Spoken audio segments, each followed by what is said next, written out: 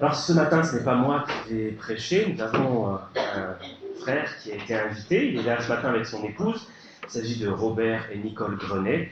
Donc Robert est le fondateur, avec son épouse, de l'Assemblée de Nanterre, il a été l'un de ses responsables pendant très nombreuses années, et aujourd'hui il exerce un ministère de prédicateur itinérant, si on peut dire, à travers toute la France, et donc c'est lui qui va nous porter la parole ce matin. Mon frère, si tu veux venir. Te sauve pas, te sauve pas.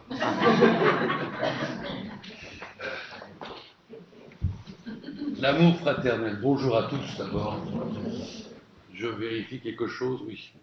L'amour fraternel, c'est pas que des mots, n'est-ce pas? C'est aussi des manières d'être.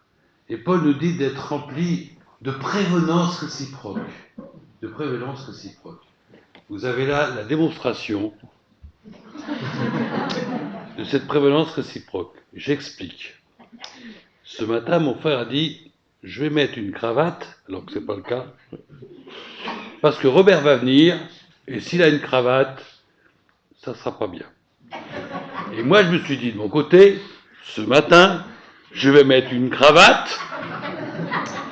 Ce n'est pas non plus mon habitude, mais par prévenance envers mon frère qui aura une cravate, je vais mettre une cravate.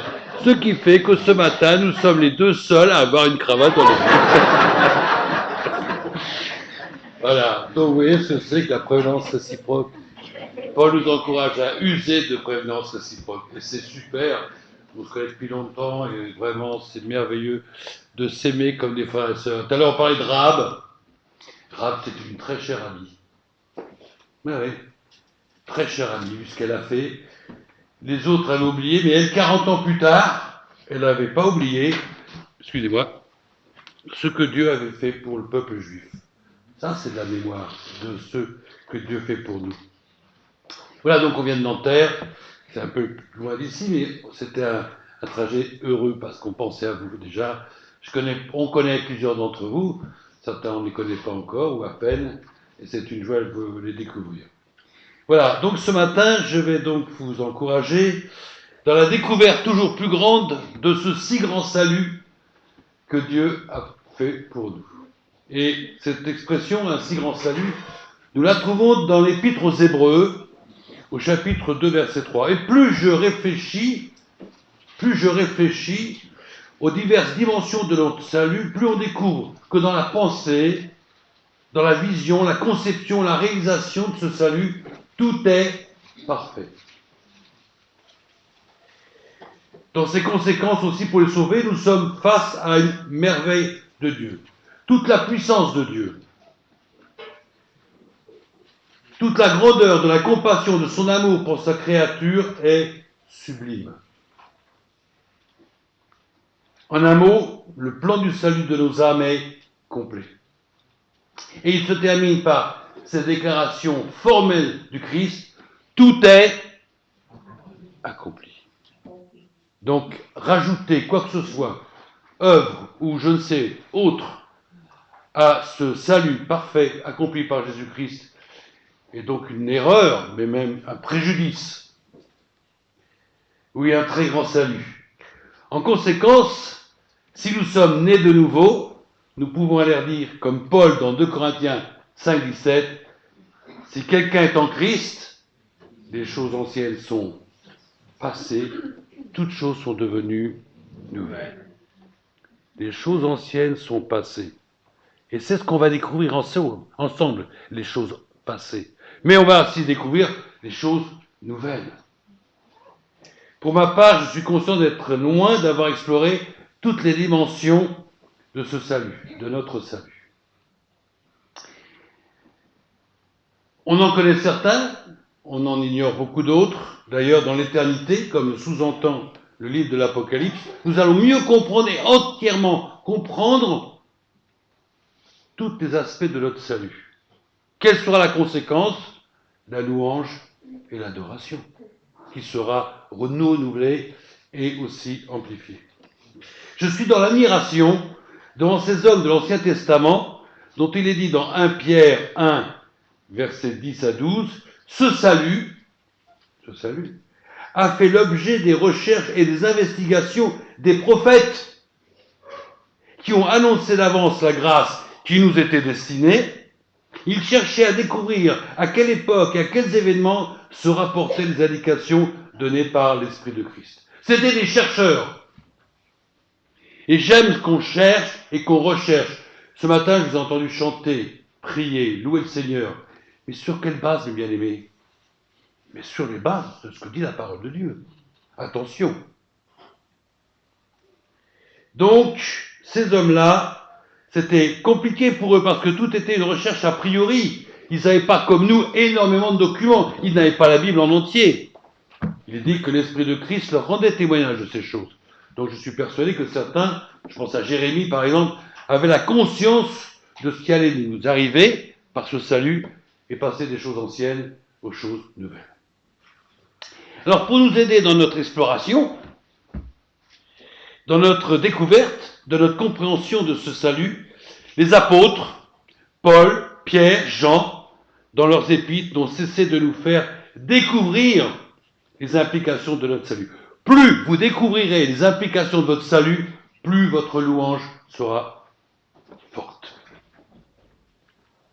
Et il y a deux expressions, enfin une expression que l'on retrouve et qui caractérise parfaitement ces deux états, c'est autrefois, maintenant.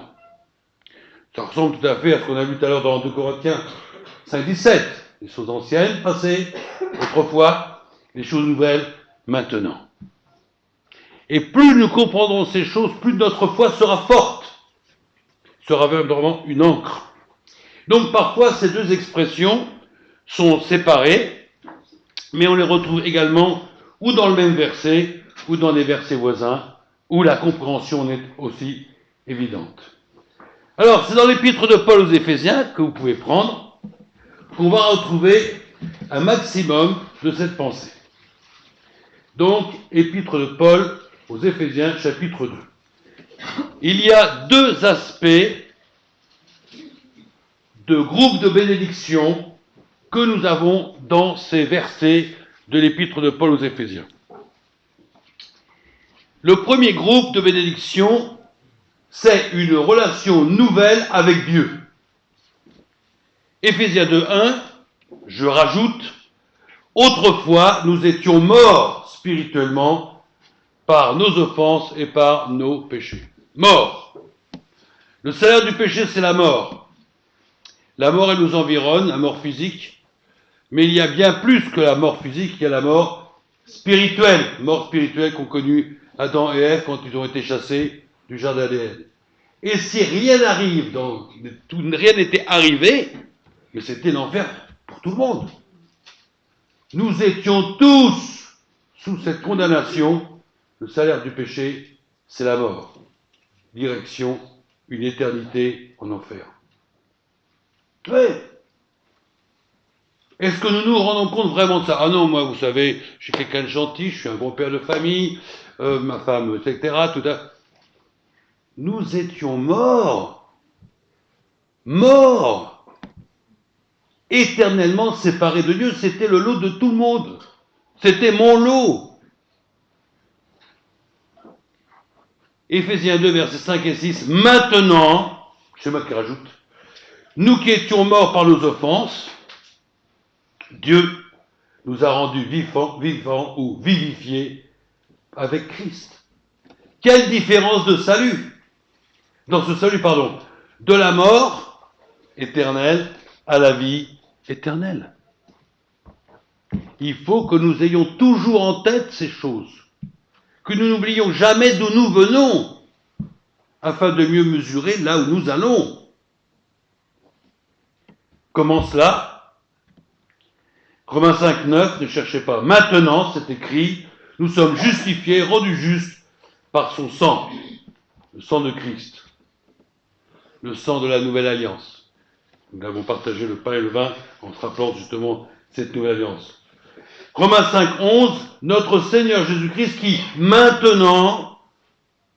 par qui maintenant nous avons obtenu la réconciliation. Car nous étions ennemis de Dieu, réconciliés.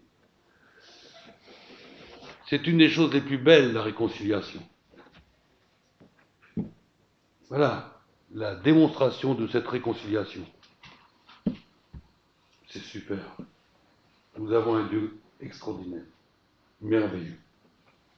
Et puis également, Romains 8.1, verset important dans notre vie de tous les jours, lorsque nous sommes accablés. Il n'y a donc maintenant aucune condamnation pour ceux qui sont en Jésus-Christ. Je ne suis plus condamné à pécher. Le Saint-Esprit en moi peut me donner la force de refuser. Et puis même si quelqu'un voulait m'accuser, qui accusera les élus de Dieu? Nous sommes ses enfants. Conséquence de cela, eh bien aujourd'hui, pour chacun, et ce n'est pas encore le cas, peut finir un autrefois et commencer un maintenant. Et ceux qui n'ont pas encore fait cela, eh bien pensez bien que vous êtes tous en danger de mort. En danger de mort. Qu'est-ce que l'enfer? L'enfer, dans l'Épître aux Thessaloniciens, il nous dit que c'est de priver de la gloire de Dieu. Quand on me dit des fois, oh là là, je connais aujourd'hui, c'est l'enfer. Le métro, c'est l'enfer. Le bus, c'est l'enfer. Le RER, c'est l'enfer. Le TGV, c'est l'enfer. Non, non. C'est moche. RATP, j'ai entendu, rentre avec tes pieds. Bon. Non, mais l'enfer, c'est pas ça. L'enfer, quand on y réfléchit, c'est d'être privé de tout ce que Dieu peut nous donner. Et Dieu nous donne tout. La lumière, le pain, le vin, le repas, toutes ces choses. Et quand il n'y a plus rien de Dieu, il n'y a plus rien de sa création. Ça va être terrible, ça va être horrible. Donc, il est indispensable que chacun commence ce maintenant. C'est indispensable. Et si je ne le faisais pas, eh bien, on pourrait m'accuser de non-assistance à personne en danger. Deuxième, verset 2, vous marchiez autrefois selon le train de ce monde, c'est-à-dire selon le système de ce monde, selon le prince, le chef, le maître de la puissance de l'air, de l'esprit qui agit maintenant dans les fils de la rébellion. Ce prince de la puissance de l'air, cet esprit qui agit dans les fils de la rébellion, c'est Satan. Satan à qui appartiennent tous les royaumes de la terre. C'est ce que Satan a affirmé au Christ quand il lui a dit « Adore-moi et je te donnerai tous les royaumes de la terre ». Le Christ n'a pas dit non. Satan est le maître incontestable et incontesté de tous les royaumes de la terre. Et c'est pour ça que dans tous les royaumes de la terre, eh ben, où c'est la guerre, où va y avoir la guerre, où il y a eu la guerre, ça n'arrête pas. Satan, le destructeur, se réjouit d'entendre cette guerre entre tel et tel pays, et ou autre et tel pays. C'est le destructeur. Il est le maître, puisque malheureusement, l'homme en péchant, eh bien, lui a donné les clés. C'est nous qui lui avons donné les clés.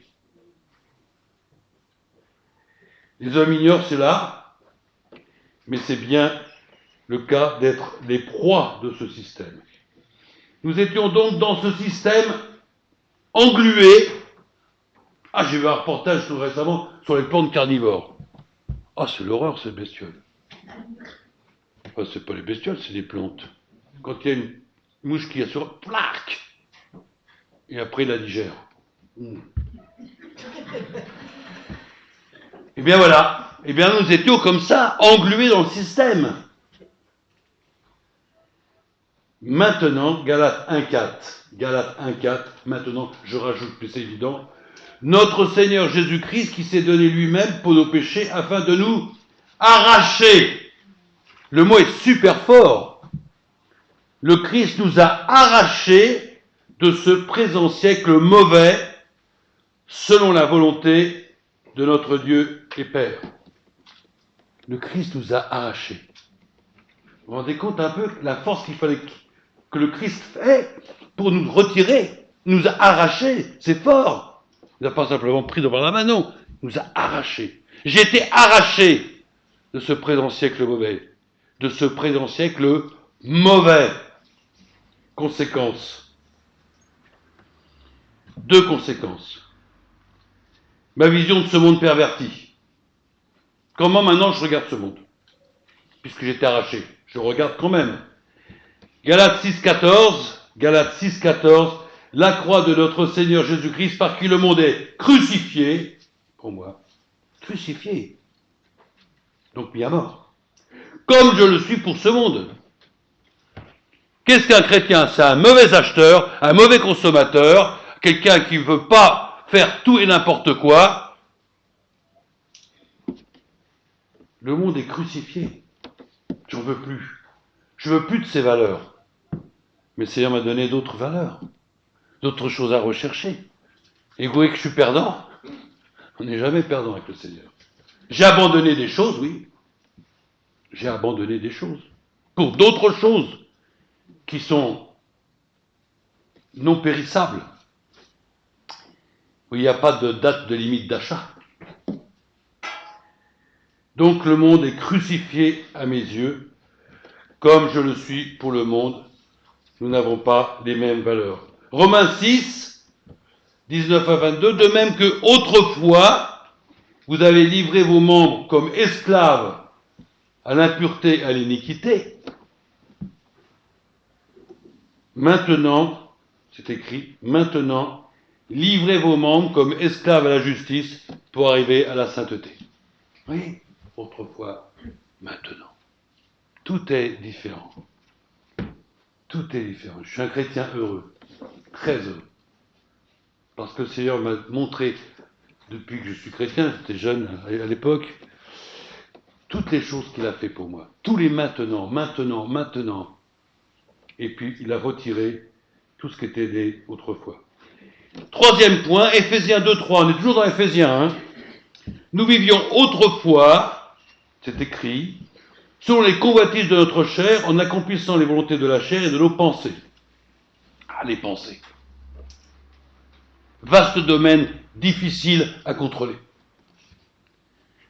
Seigneur, dirige mes pensées. Parce que mes pensées sont naturellement tordues. Oh non, mais si. Naturellement tordues. Et tant que je serai dans ce corps de chair, eh bien, j'aurai toujours à lutter contre mes pensées. Et les pensées engendrent la convoitise. Et la convoitise engendre le péché. Et les exemples sont tellement nombreux dans la parole de Dieu. Rappelez-vous l'histoire de David. Donc autrefois, j'étais vraiment conduit par ces convoitises, par ces désirs, par la volonté de la chair. Je vivais comme les gens autour de moi. Mais je suis... Bon, même dans ma famille, j'ai des gens que je ne peux plus avoir de relations. Parce que la pensée, c'est d'avoir, de posséder, d'être ceci, d'être cela. Et peu à peu, il y a certaines amitiés qui se rompent. Mais j'en ai d'autres maintenant. Super, merveilleuse. Vous? Ben oui. Il y a mardi dernier, à l'étude biblique, on a montré que cette condamnation qui était sur tous les êtres humains, malheureusement pas assez de gens venaient au Seigneur. C'était une bonne nouvelle d'entendre ce matin ces détails de personnes qui venaient au salut. Je me disais, mais il y a peu de gens là, il y a peu de gens. On va pas être nombreux. Sur le moment, ça m'a bouleversé un peu. C'est vrai, c'est triste, c'est terrible. Des gens qui restent encore dans leur autrefois. Et puis après, heureusement, le Seigneur m'a montré ma pensée au déluge. Ils étaient combien sur la terre à l'époque du déluge? Vous le savez, vous? Non, moi non plus.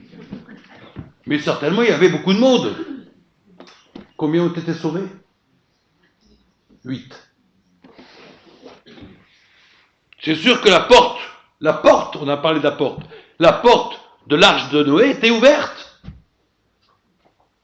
Tous les gens pouvaient rentrer. Vous demandez à Noé, mais pourquoi tu fais une arche? Parce que si vous ne montez pas dans l'arche, vous allez périr. Oh, Noé, écoute, on est en pleine plaine ici, la mer est à, je sais pas, une centaine de kilomètres, tu dis n'importe quoi. Entrez! 8. Terrible. Les gens, ils veulent rester dans ce présent siècle mauvais où ils habitaient déjà à l'époque. Malheureusement, c'est comme ça. Donc, nous vivions autrefois ainsi. Mais, dans Tite 3, 3 à 5, car nous aussi, nous étions autrefois, c'est écrit, insensés, désobéissants, égarés, asservis ou esclaves, de toute espèce de convoitise, de passion, vivant dans la méchanceté, dans l'envie, dignes d'être haïs et haïssant les uns et les autres. Oh, je répète. Non, vous dites ça, c'est pas pour moi, ça, c'est pour le voisin, je le connais, c'est un sale type. Non, c'est pour nous. Hein. Il est dit, nous tous aussi, nous étions insensés, manquant d'intelligence, désobéissants, égarés, asservis, esclaves. Et dans ce monde, l'esclavage existe dans tous les sens du terme. De toute espèce de convoitise, on revient en convoitise. Passion, vivant dans la méchanceté, dans l'envie, digne d'être haïs et nous haïssant les uns les autres. Quand Paul a écrit ça à Tite, il n'a pas été par le dos de la cuillère. Mais c'est ce que nous étions. Peut-être à des degrés divers. Mais c'était notre cas, bien aimé. Esclaves. De toute espèce de convoitise, de passion. Quand je vois ce qui se passe aujourd'hui, j'étais prof pendant 35 ans. Donc j'ai vu un peu comment ça changeait. Et on me dit, parce que j'ai jamais eu de problème avec mes élèves. Hein. Jamais. Et on me dit, mais tu sais Robert, aujourd'hui ça a changé, ça serait peut-être difficile pour toi parce que tu as des principes et tout, bref. Je sais pas, c'est possible. Mais on va pas vers le mieux. On va vers le pire. Et je plains les jeunes aujourd'hui. Parce qu'ils sont complètement enfermés dans un système qui les détruit. Et on n'en a rien à faire. On ne change rien. C'est abominable. Mais maintenant, Romains 13, 12, dépouillons-nous des œuvres des ténèbres et revêtons les armes de la lumière, sachant que nous avons été, Éphésiens 2, 10, créés en Jésus-Christ pour des œuvres bonnes. Quelle différence entre autrefois. Avec mes mains, je pouvais faire des choses. Maintenant, je peux distribuer des traités. Vous voyez la différence? Même maintenant, mes pieds ont changé. Oui. Ils sont beaux les pieds de ceux qui annoncent l'évangile. Oui, c'est écrit. Vous voyez, comme quoi c'est bien les membres, la pensée d'abord, l'âme ensuite, et les mains et les pieds, tout notre corps. Tout aussi a changé.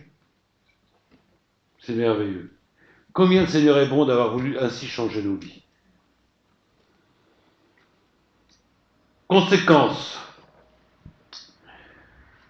Nous sommes ressuscités ensemble et assis ensemble dans le lieu céleste dans Éphésiens 2.6. Éphésiens 2.6. Non seulement je suis sauvé, mais je suis déjà... Alors c'est plus compliqué, hein. Ressuscité et assis ensemble dans les lieux célestes. Ça, c'est les arts de l'esprit, si je puis dire. C'est-à-dire que c'est quelque chose qui est sûr, j'en suis certain, c'est écrit, je le crois, mais c'est pas encore totalement réalisé. Mais ça se réalisera un jour. Et un jour, on n'aura plus besoin de cravate. Ouais, on aura tous une eau blanche. C'est écrit, hein. Alors, il y a... Ça, super, moi, je trouve. Habits de noces. Vous y croyez, les noces de l'agneau? Quand son épouse, tous les chrétiens vont être réunis pour les noces de l'agneau, de Christ, et l'épouse, l'Église. Ah, c'est des choses. Il faut les vivre un peu dans vos têtes. Ce sont des réalités. Donc, ne nous conformons pas à ce que nous étions quand nous étions dans l'ignorance. Donc, Colossiens 3.2. Oui, nous sommes ressuscités. Et il dit, si donc vous êtes ressuscités avec Christ, c'est le cas de tous les chrétiens nés de nouveau. Ils sont déjà ressuscités avec Christ. Ce n'est pas une option, c'est une certitude.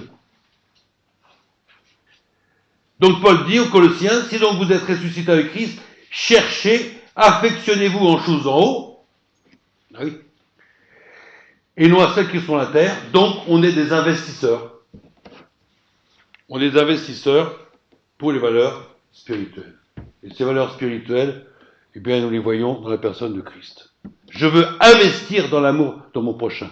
Je veux investir pour l'amour des âmes. Je veux investir pour une vie chrétienne digne de son. Je veux investir.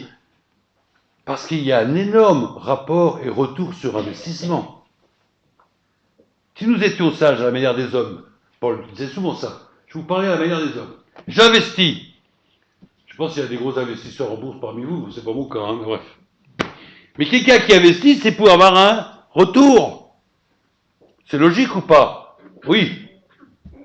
Mais moi, si j'investis, c'est pour qu'il y ait un retour. Bah, c'est sûr, c'est pas un retour financier. Ça n'a rien à voir avec un retour financier, mais parce que je sais que le Seigneur, ça lui plaît. C'est ça mon retour. Mon retour dans tout ce que je fais, c'est parce que c'est la gloire de Dieu, parce que ça lui plaît. L'amour de Dieu me presse. L'amour de Dieu me presse. Nous sommes ressuscités.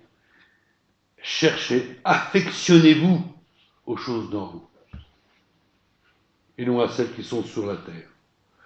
Quatrième point. Autrefois, Éphésiens 3:3, nous étions par nature des enfants de colère. C'est dur ce que dit Paul, hein, mais c'est vrai.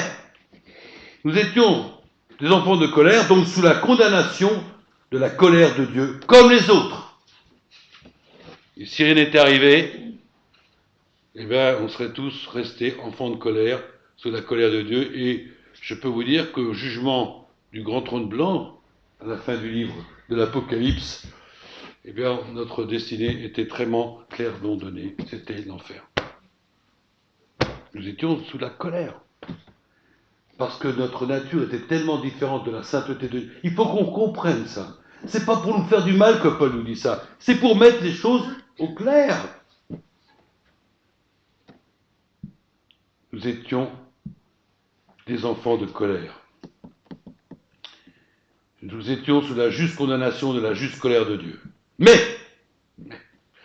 Colossiens 1, 21, 22, vous qui étiez autrefois étrangers et ennemis, étrangers et ennemis de Dieu, vous vous rendez compte un peu? On n'en a pas rendu compte. On ne s'en rend pas forcément compte, hein, toutes ces choses. Hein. Nous étions étrangers et ennemis par nos pensées, encore une fois, et nos mauvaises œuvres. Dans le même verset, il vous a maintenant réconciliés par sa mort dans le corps de sa chair, pour vous faire paraître devant Dieu, saints, irrépréhensibles et sans reproche. Enfants de colère, en guerre, ennemis, réconciliés. Réconciliés. C'est extraordinaire, ce salut. C'est extraordinaire, les dimensions de notre salut. 1 Jean 3,2, verset que j'aime beaucoup. Bien-aimés, nous sommes maintenant enfants de Dieu. Enfants de colère, destinés à la mort, à l'éternité loin de Dieu. Et maintenant, l'apôtre Jean nous dit, maintenant vous êtes enfants de Dieu. Enfants de Dieu. Il ne dit pas vous serez, vous êtes enfants de Dieu. Quelle autrefois et quelle maintenant.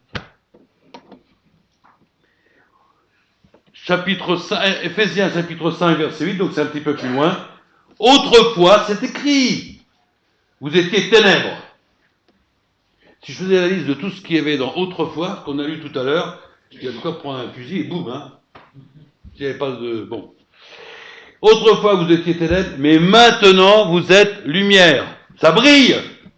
Ça brille à Ris-Orangis. Ça brille à Ris-Orangis. Avec ou sans cravate. Mais maintenant, vous êtes lumière.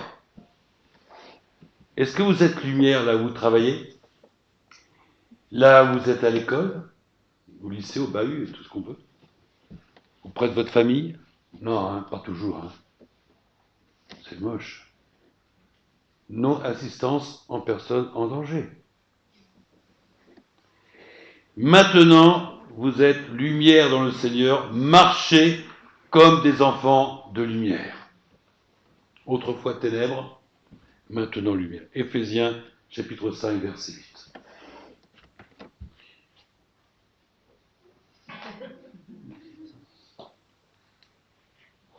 Merci mon frère. Deuxième groupe, toujours dans cet épître aux Éphésiens, quelque chose de superbe. Deuxième groupe de bénédictions, notre intégration dans les bénédictions du peuple juif. Dans Romains 11, verset 24, Paul nous rappelle, il rappelle aux chrétiens de Rome, comme à nous aujourd'hui, tu as été coupé de l'olivier sauvage. Alors, l'olivier sauvage, c'est des païens. Ça ne donne pas de fruits. J'en connais un bel ouvrier, un bel figuier sauvage, où il n'y a pas de fruits. Donc nous sommes l'olivier sauvage, auquel tu appartenais par nature, et tu as été greffé, contrairement à ta nature, sur l'olivier cultivé ou franc. Ça, c'est le peuple juif.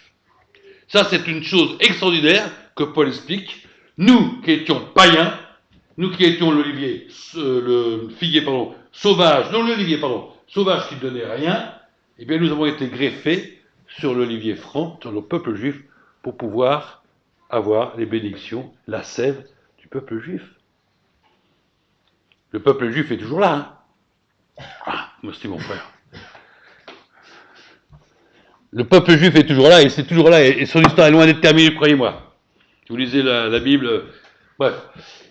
Mais nous qui n'avions pas les ressources du peuple juif, nous avons été greffés, Romains 11, 24, vous le relirez, sur l'olivier franc, de façon à donner du fruit, et aussi de recevoir toute la nourriture, la sève et les bénédictions de l'olivier franc. Vous comprenez? Éphésiens 2, verset 11.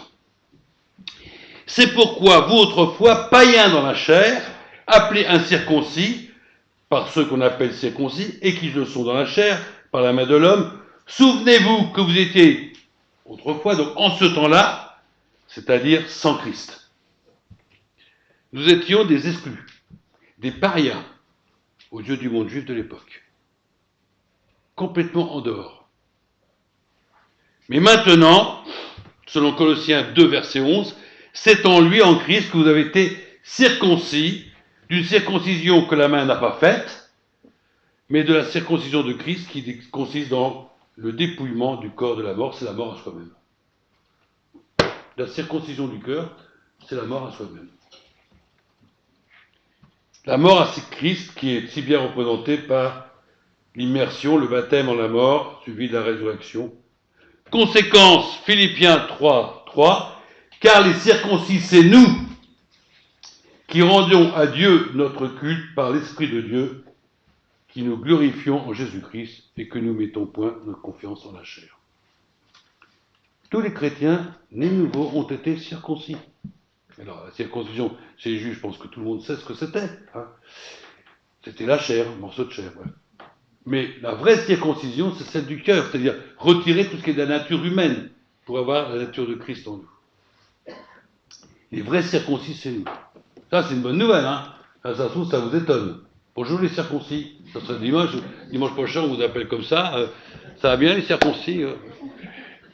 C'est une circoncision du cœur, donc tout ce qui est de la chair, afin d'avoir un cœur selon le Seigneur. 6e point.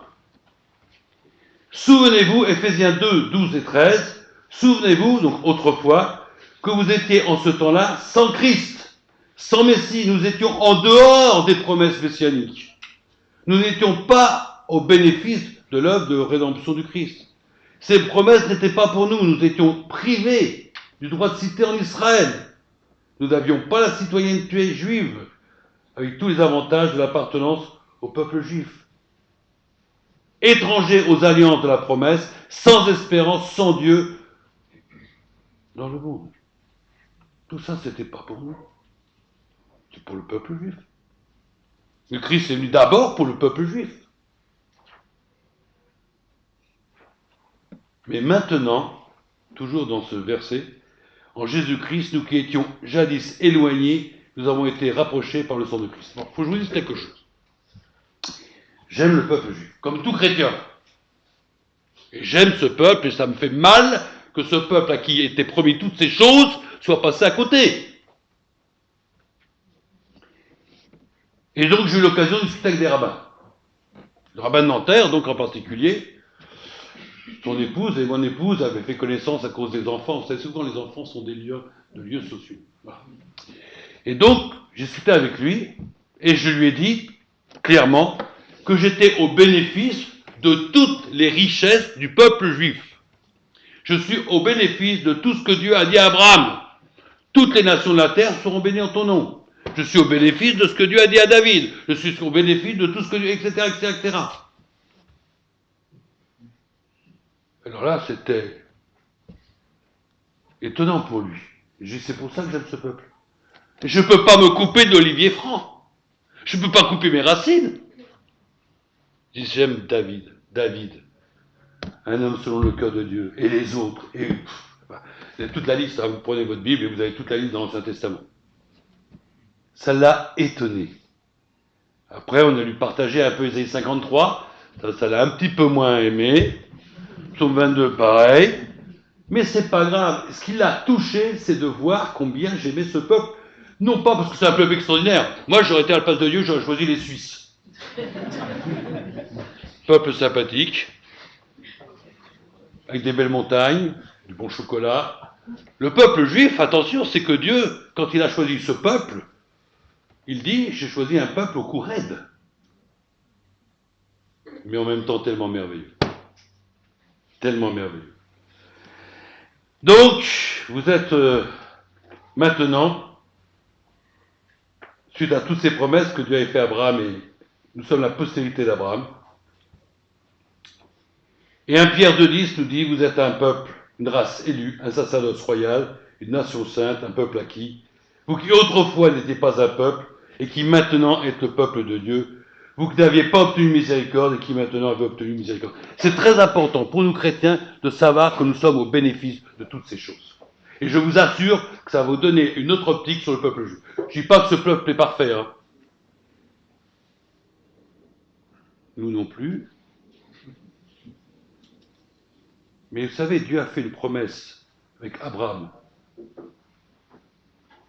Et cette promesse, il l'a tenue. Quand le peuple était en Égypte, le peuple souffrait, il était esclave. Et il est dit, Dieu vit le peuple, il eut pitié de son peuple, et se rappela de la promesse qu'il avait faite à Abraham, à Isaac et à Jacob. Ah, le Dieu des promesses, c'est pas des mots en l'air, hein. C'est pas comme nos chers qui font beaucoup de promesses, beaucoup de programmes. Quelqu'un dit, le seul programme que je respecte, c'est celui de ma machine à laver, il est toujours bon. C'est pas très bon, très gentil pour nos autosphères. Je t'arrête. Bon. Mais donc nous sommes ce peuple. Et Dieu a aimé en Christ renverser le peuple qui nous séparait. Excusez-moi, le mur qui nous séparait. Ah, il y a des choses encore et tout. Mais 2 Corinthiens 6, 17, c'est pourquoi maintenant, à cause de cela, sortez du milieu d'eux, séparez-vous du Seigneur, ne touchez pas s'il est impur, et je vous accueillerai. Autrefois, de 12, sans espérance, sans Dieu dans le monde. Eh oui, il faut comprendre ces choses-là. Mais maintenant, Jésus-Christ, nous avons été entièrement rapprochés. Nous étions comme des brebis errantes. Maintenant, vous êtes retournés par le pasteur et le gardien. Alors cette liste, je ne vais pas être trop long, n'est pas exhaustive. Mais cherchez. Ce soir, vous allez prendre votre Bible et une loupe. Et vous allez chercher. Et essayez de comprendre. Et plus, je l'ai dit, je le répète, plus vous comprendrez les dimensions de votre salut, plus vous serez en admiration devant l'auteur. Et vous l'aimerez davantage. Alors, tout ça, c'est pas des mots, parce que dans la Bible, il y a eu un heureux bénéficiaire. Quel est le premier païen qui a été au bénéfice de tout ce que je viens de vous dire? Corneille. Acte 10. Alors Corneille était un Romain. Un Romain en plus. Les Juifs, les Romains. Armée d'occupation, les nazis. Non, pas tout à fait, mais pas loin. Dans Acte 10, donc, il nous est dit que cet homme, un responsable militaire de l'armée d'occupation romaine, a donc accepté, et c'est le premier païen, ah oui, oui, dans Acte 10, le premier païen qui a été au bénéfice de tout ce que je viens de vous dire. De tout ce que je viens de vous dire. Après, il y en a eu d'autres, hein. C'est nous, et les autres avant nous. Donc, Dieu, vous voyez, ne fait pas exception de personne.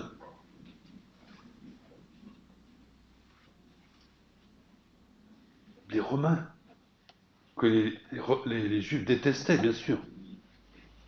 Alors, conséquence, je vais bientôt arrêter.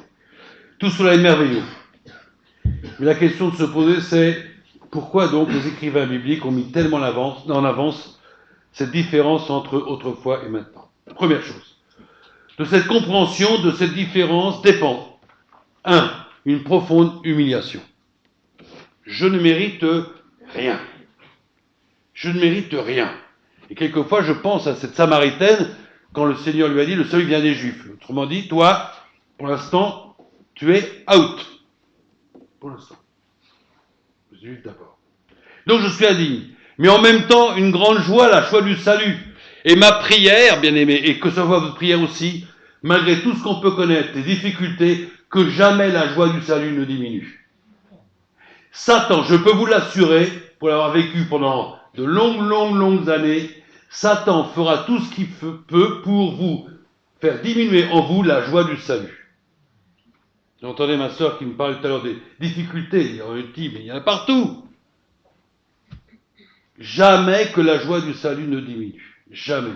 Seigneur, je veux que tout ce que tu as fait, tu le répètes à mon cœur, je me souvenir de tout ça, afin que jamais je me baisse les bras. 2. Une vision, une appréciation renouvelée de l'œuvre de Christ. Parce que, en réalité, si vous l'avez remarqué, toutes les bénédictions que je vous ai citées ont pour base l'œuvre de Christ. 3. Ma raison d'être. Ma raison d'être. Ma raison de vivre. Verset 1, chapitre 1, toujours dans Éphésiens, versets 9 à 22. Ainsi donc, vous n'êtes plus des gens du dehors, comme on l'a vu tout à l'heure, par rapport au peuple juif. Ça, c'était autrefois. Maintenant, vous êtes concitoyens des saints, gens de la maison de Dieu. Concitoyens des saints. Quand je vous disais tout à l'heure qu'un jour je verrai ma chère amie Rahab, oui, Moïse, ça vous dirait pas une petite discussion avec Moïse comme ça 3-4 siècles, hein. Parce qu'après, mais oui, mais c'est ma joie ça. Rahab, je serais tellement content de la rencontrer, de discuter avec elle. Comment elle l'a vécu toutes ces choses? Vous ne le croyez pas ça? Mais c'est sûr. On reconnaîtra, moi je suis persuadé pour moi-même, que je reconnaîtrai tous les saints de l'Ancien Testament. Comment Pierre et Jean ont-ils reconnu que c'était Moïse, je dis des bêtises, oui, Moïse et Élie, lors de la transfiguration du Christ? Les deux apôtres, ils les avaient vus avant? Non, ils avaient vécu plusieurs siècles avant eux. Ils les ont reconnus. Pourquoi? Alors certains diront c'est de la télépathie, je m'en moque, si c'est ça autre chose. Mais je les verrai. Abraham. Ah, c'est extraordinaire. On est promis à quelque chose de vraiment fantastique. Gens de la maison de Dieu. Gens de la maison de Dieu. Quatrièmement, un désir profond de vivre au maximum ce maintenant par amour pour Christ. Voilà, je l'ai dit tout à l'heure, l'amour de Christ me presse. Et je considère que si un seul est mort pour tous donc sont morts pour lui. Pas morts, vivants. Pas comme avant. De la nourriture pour notre louange, notre adoration. Ce que nous trouvons au début du passage, en Éphésiens 1, verset 3. Et je vais vous demander de vous lever, parce que j'ai vu que dans cette assemblée, ça y allait. Donc levez-vous, prenez Éphésiens 1, 3. Voilà. Et que ce soit un cri du cœur. Donc, si je ne me trompe pas, ça commence par béni soit Dieu, c'est ça?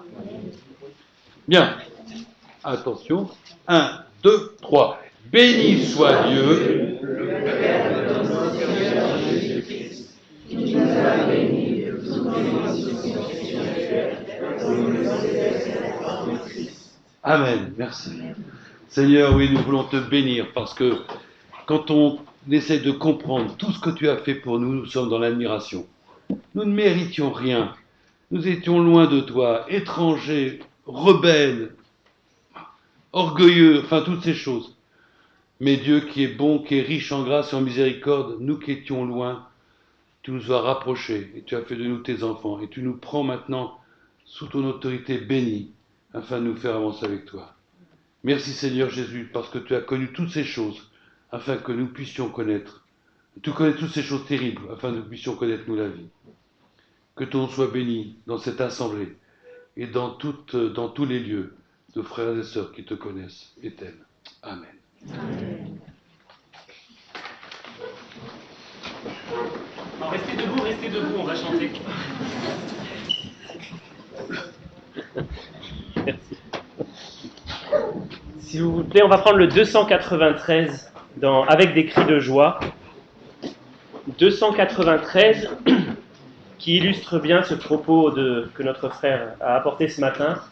Autrefois, maintenant, on va chanter les 2 strophes d'affilée et chanter le refrain pour terminer. 293, nous étions autrefois.